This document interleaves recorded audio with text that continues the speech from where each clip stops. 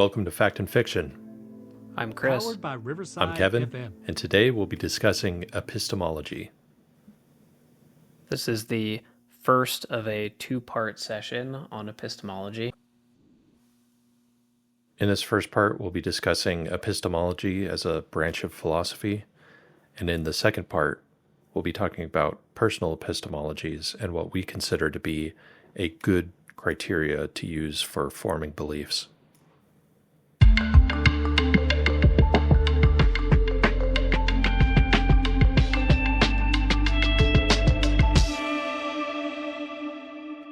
So, Kevin, what is epistemology and why is it important? Why is epistemology important? Hasn't anyone already named all the spiders? Then Archer joke stole it from Archer. So epistemology is a branch of philosophy. It's all about what does it mean for something to be true? Can we know whether or not something is true? The philosopher René Descartes kind of handled this with the famous line, "I think, therefore I am," which is basically the idea that everything that we see around us and that we take in through our senses, our perception of the world, that can all be wrong. Like our senses can be fooled, our perceptions, how our brain perceives the world around us, that is not accurate information that we're getting to our brains. You know, we could be dreaming, we could be on drugs, we could be, plugged into the matrix, whatever the scenario is. You can't 100% trust what you're seeing and perceiving of the world around you. And so when philosophers set out to kind of figure out, is it possible for anything to be absolutely certain? That's where Descartes pointed out that there's one thing that you can be certain of, which is that you exist as a thinking mind. You can't know the circumstances of that existence around you, because again, you could be a brain in a jar, you could be asleep right now, you could be plugged in, whatever. But you know that you are a mind, even if you don't know the circumstances around that mind. And that's kind of the one self-evident truth that there is. Like the fact that you're able to think about that question makes it true. Everything else is not certain, at least not in the absolute sense. And that's pretty hard for people who don't think about those sort of things to understand. Because it's like there's all kinds of certainties in our lives, right? Like I have a right arm, but can I be certain that I have a right arm? Like, what if I wake up from a dream and I'm in a world where, everybody has 3 left arms and no right arms, and you turn to your friend and you're like, "Oh my God, I just had this dream where I had a right arm. It was so weird." You can't be 100% sure that that's not the case. And so therefore, even though we think like, "Oh, I have a right arm," that's a very certain thing, it's not absolutely certain. So the only absolute certainty is, I think, therefore I am. I exist as a thinking mind. Like even you, Chris, I can't be sure that you exist, and you can't be sure that I exist, but you can be sure that you exist. You just can't be certain of the circumstances around your own existence. So, to Descartes, thought implies existence? Yeah, so my understanding is that Descartes kind of went on to use that "I think, therefore I am" as a foundation to establish that, okay, my mind exists and therefore all of these other things exist, and it kind of like lends credence to the things that your mind perceives. I would argue that those are still not absolute certainties. So really the only absolute certainty is that I exist as a mind, and everything else is not absolutely certain. But that gets into the next question here, which is like, what do we say about things that we treat as certainties, even though they're not absolutely certain? Like the fact that I have a right arm, that may not be absolutely certain, but it is basically certain. And that's where I would draw the distinction between an absolute certainty and an effective certainty. So, like things that we treat as being 100% for sure, even if they're not, I think, therefore I am, those would be effective certainties. And there's kind of different types of things that we would categorize as that. So there's like axiomatic assumptions that we make, which are things that we just all need to agree are true in order to make sense of the world around us.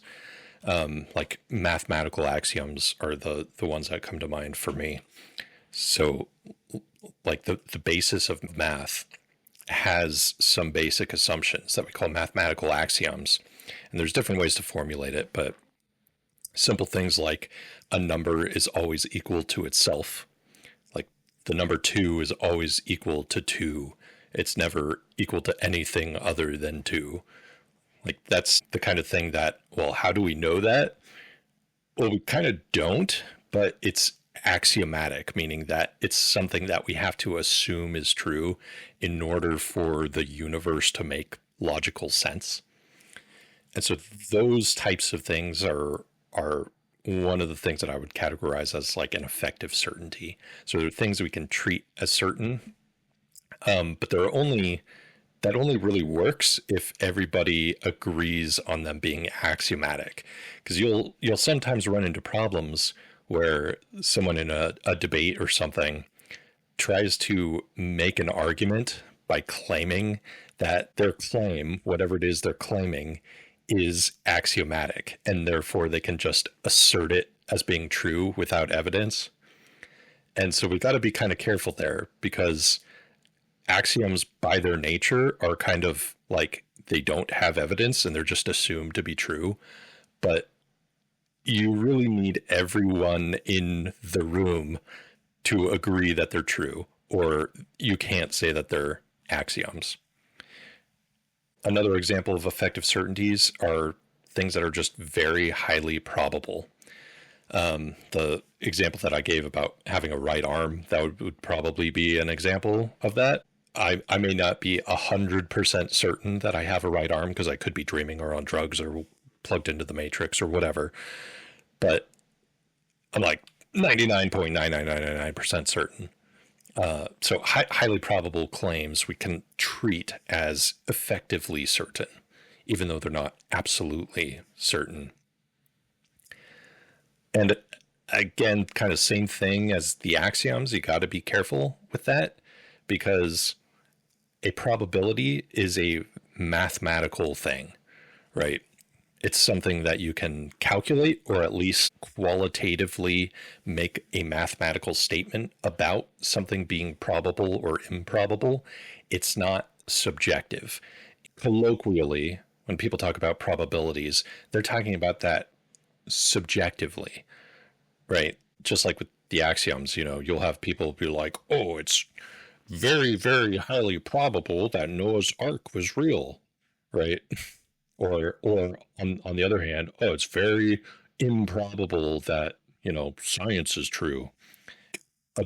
Those are subjective claims about probability that are just bullshit. They're just completely meaningless. Like, if we're talking about probabilities, we are talking about math. And if you don't have a mathematical foundation for saying that something is probable or improbable, then that's just nonsense. So when I say things that are highly probable are effective certainties, that's the sort of thing that I'm talking about. It's not some subjective thing of just saying something is probable.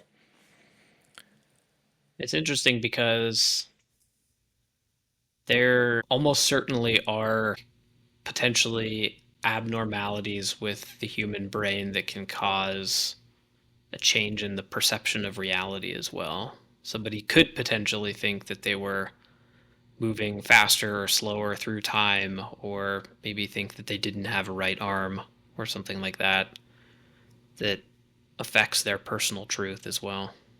Yeah. Yeah. That's where it's so hard to separate our subjective perception of reality from what the actual reality is.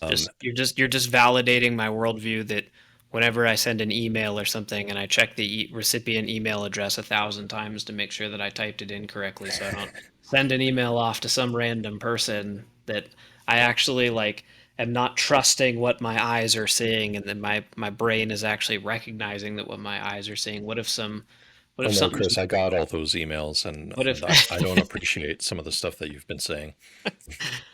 See, that's what I was trying to avoid. I guess going back to the discussion about probabilities, saying that it's reasonable to treat things that are highly probable as being effectively certain. And on the other hand, if something is highly probable, it's not reasonable to reject it just because it's not absolutely certain. And this is the sort of thing you get with, like, the topic of evolution comes to mind for this. The mathematical probability of evolution being true, and I don't think we're going to go into that much depth on that particular topic in this episode. Save that for a future episode. Yeah, that'll be in the future. But that's an example of something that is extremely, extremely probable. There's so much evidence for it. It would be ridiculous if it turned out that all of that evidence was just coincidental. And so it's like, 99.99999% likely that is that is how life on Earth arose, or how the diversity of life on Earth today is different than it was millions and billions of years ago. Like, that is so highly probable, and yet you'll have people just hand wave it away and just be like, no, I don't believe that because it's not absolutely certain.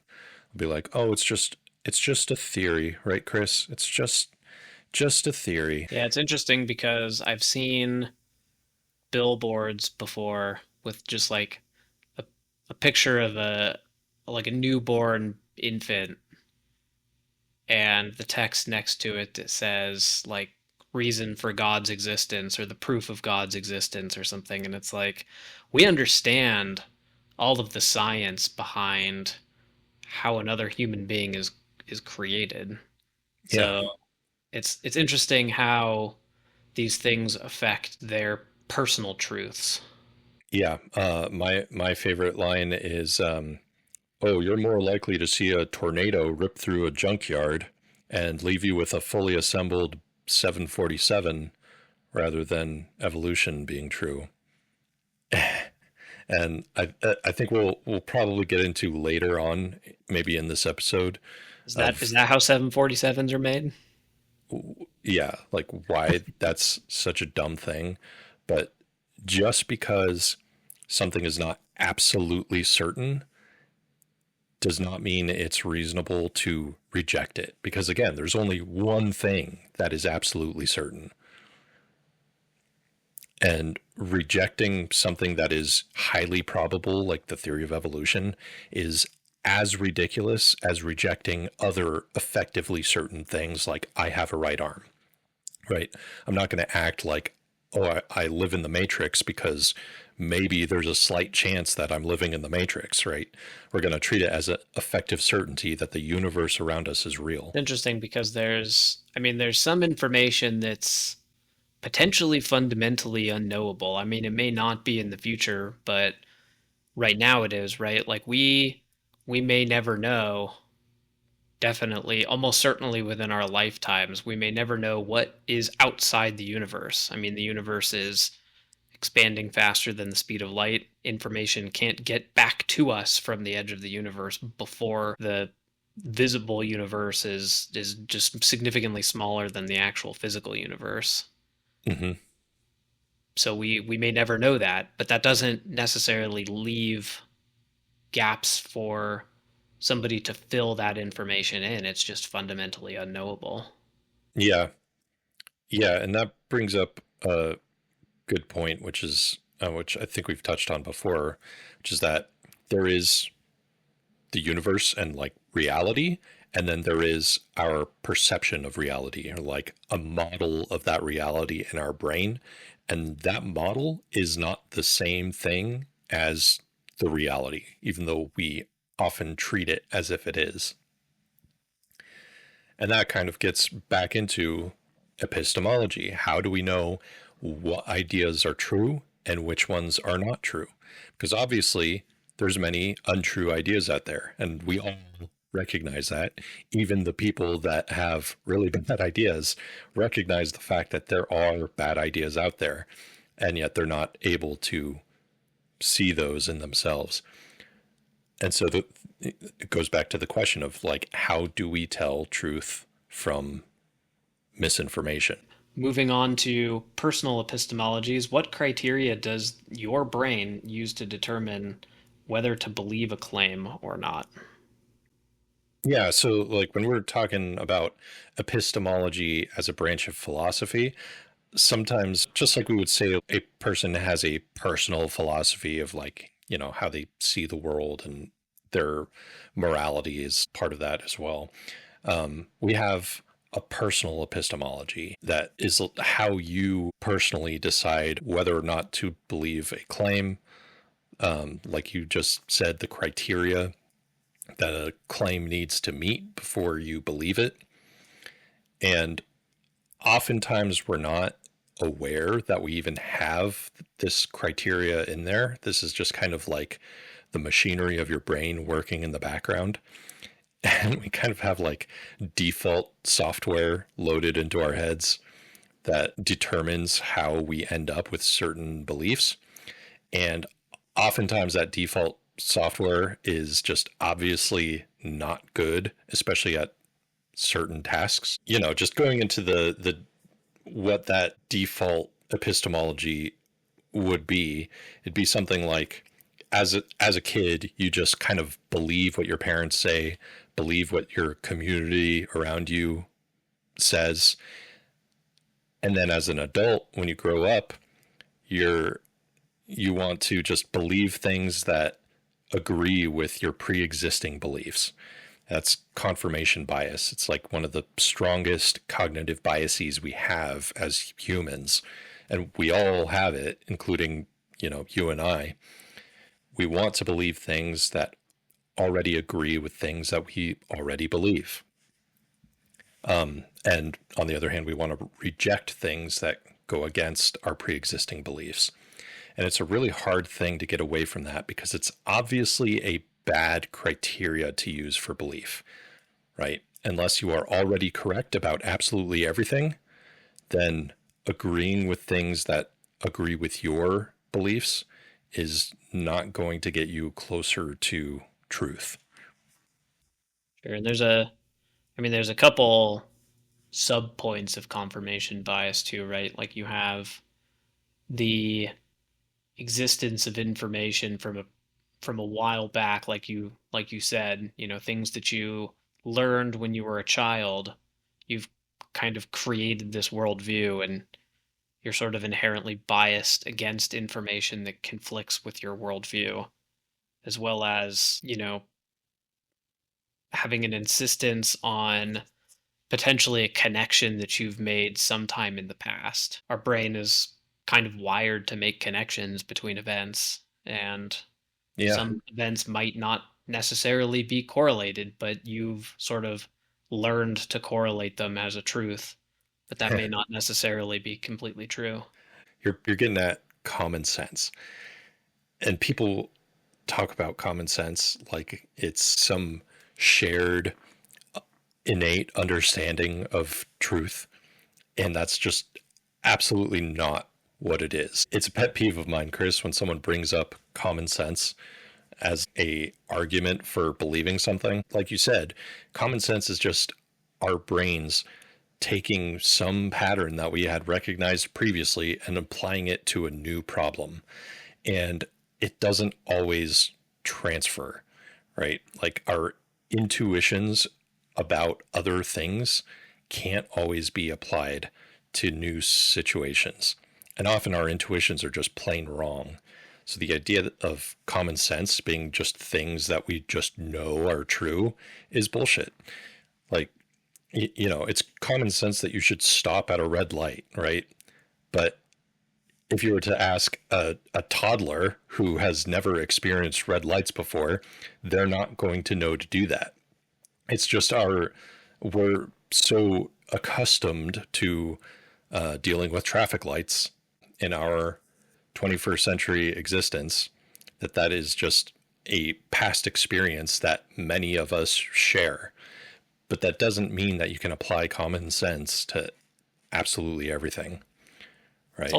also interesting because in modern society we also seem to be falling into the trap of labeling opinions as common sense. You see Yeah, this with like politicians as well, not to get trying to avoid being overly political either way, but you tend to it's find not that with possible. politicians where where it might be common sense to say the sky is blue. I guess I should say the sky is blue during the daytime, but and it's not cloudy.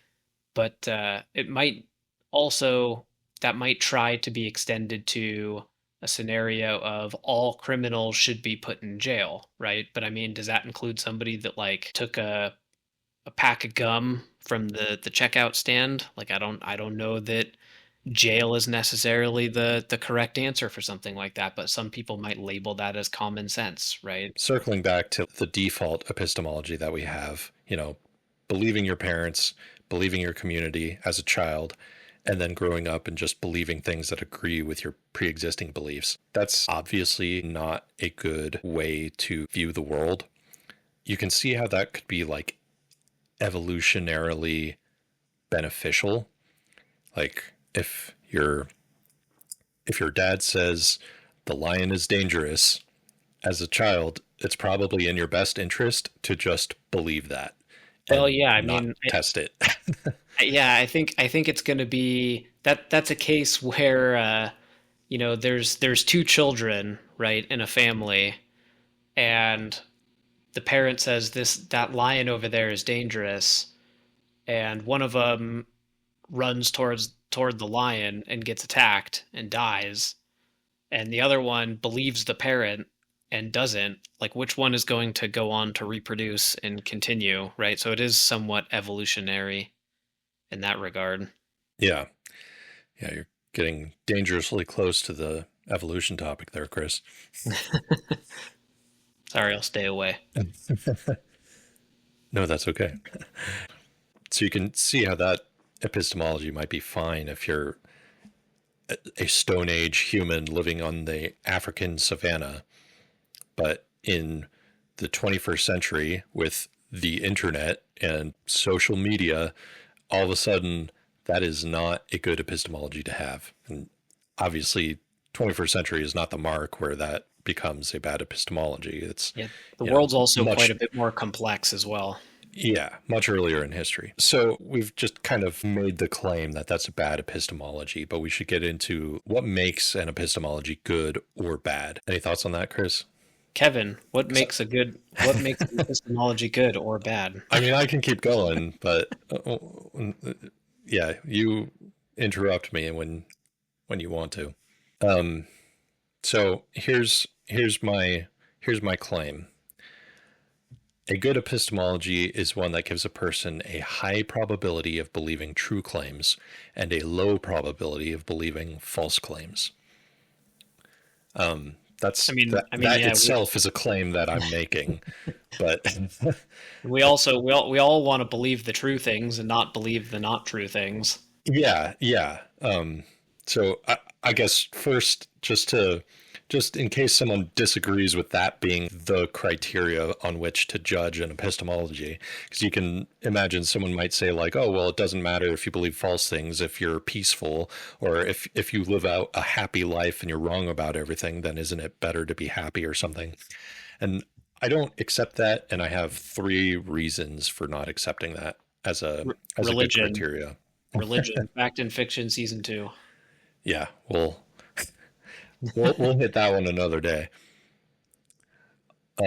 So three reasons for thinking that the probability of believing true claims is the criteria that you should use for judging a good or bad epistemology.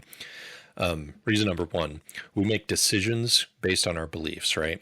And bad information is going to lead you to bad decisions, and bad decisions have potentially damaging consequences. So, number two, second reason, is that if you can be made to believe something that isn't true, then you're leaving yourself open to manipulation by other people. And those other people probably don't have your best interest in mind. If you can be convinced that something is true, even if it's not, you're likely going to be buying some very useless products in your life. This is how cults work too, right? Like Heaven's Gate cult, the one where they all killed themselves because they thought their spirits were going to be beamed up to an alien spaceship. Like there were some very normal people in that cult by all accounts. It's not like just dumb people who just don't know better. It's not like the cult comes knocking on your door and says like, "Hey, I think if you kill yourself, you're going to get beamed up by aliens." Right? No one's going to believe that. They start believing in, Yeah, they got to slowly chip away.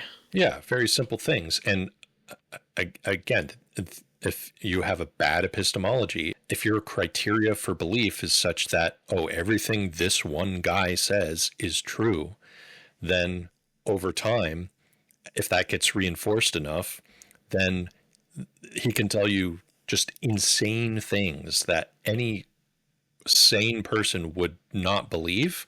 But because your epistemology has already been tweaked in that way, now your brain sort of doesn't have a choice but to believe it, right?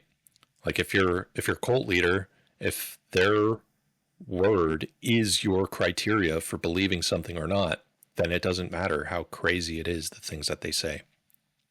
So that's my second reason for thinking this, is that you can be manipulated if you have a bad epistemology. Cults are an interesting one as well because I can't remember the name of it, but there were some that were operating in like Vancouver and Hollywood that were, join this group and will make you famous, right? Or there are some that are, if you feel like there's no place where you belong, join this group and you'll have that sense of belonging. And so there's always some kind of hook. And then slowly over time, it sort of becomes the word of this person is the truth. And that is your entire sense of truth from that point on. We're all just frogs in the pot of boiling water, right? That's right. Slowly getting hotter, but you don't notice. And then my last reason for believing this is I don't want my beliefs to be based on a roll of the dice, based on luck. Going back to that default epistemology of just believe everything your parents say, and then as an adult, just believe things that agree with your pre-existing beliefs. If you have that as your epistemology, you will end up with a very different set of beliefs depending on the circumstances of your childhood and your upbringing and your adulthood, right? Someone living in the Midwest in America with that epistemology is going to grow up to become, whatever, some form of Christian. Someone living in rural Afghanistan may have that exact same epistemology based on just believing your parents and then believing things that agree with what you already believe. And they'll end up very much not a Christian, right? If there's a good epistemology, it should lead you to the same beliefs no matter what your background is, no matter what your upbringing is.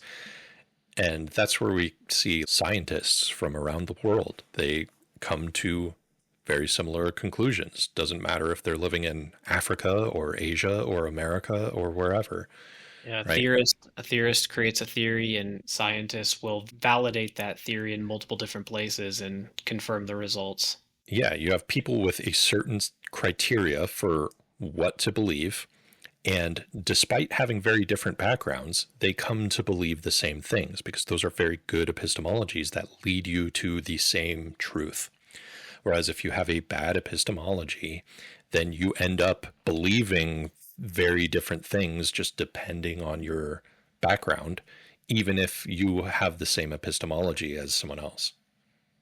I wish I could say it was black and white like that as well, because I mean, if you talk about some groups of people even tend to, maybe they are, maybe they aren't, but they definitely fancy themselves as people who do the most research into a topic, right? Like, for example, people who deny the science of vaccines, for instance. Like, I think a lot of people sink a lot of time and effort into researching that. It circles back a little bit to confirmation bias as well. It's something that they want to be true because it's a simple answer to a complicated problem. But I mean, even boiling down to the way that they phrase a Google search might lend to confirmation bias, right? They could search something like, are vaccines bad? Or, do vaccines cause autism?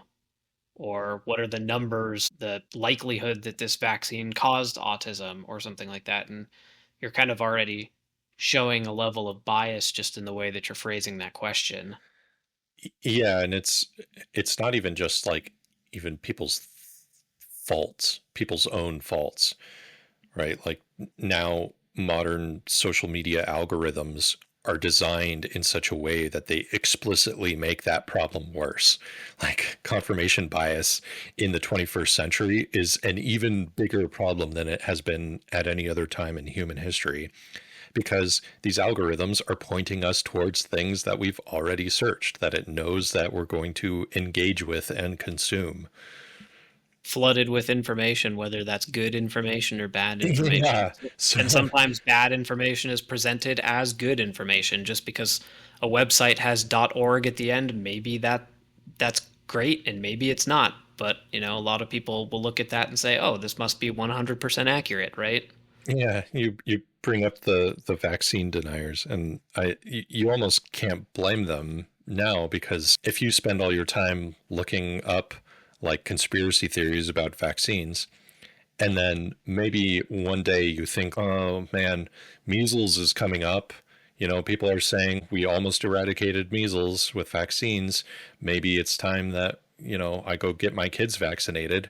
And then I look that up. Just the fact that I've been looking up vaccine conspiracy theories for the last 5 years is now going to point me to more conspiracy theories that are going to confirm that, oh no, don't get your kids vaccinated. Maybe they'll all turn into gay frogs or whatever, you know? So Yeah, I mean, it's almost, I mean, it is very much people's own faults, but it's exacerbated by modern technology, social media, the algorithms that turn you towards content that you are more likely to engage with and consume. well, it's also hard. I mean, information is so readily available. And I mean, again, bad information and good information are both extremely readily available. I mean, like you said, you can't really blame these people, right? Like they may have a child, and to them, that child is their whole world. And if it turns out that that child has autism, I mean, I have family members with children with autism. You kind of want an answer, right? Yeah. And the answer of, well, they had X, Y, and Z vaccines, and that's been known in, 0.0001% to cause autism. I mean, you have now a simple answer to potentially a complicated problem. And I think there's an appeal to simple answers to complicated problems. Oh, definitely. Yeah. I think there are very few problems in life that have simple answers, but people demand them. Yeah, I think it takes a lot to even, I mean, if you're just desperately searching for answers, and I can't imagine what that's like, but I mean, if you are just desperately searching for those answers and you stumble across something that could potentially be an answer, it's really easy to fall into that rabbit hole. And like you said, you're now subject to the algorithms, and that's going to lead you into, potentially further conspiracy theories or further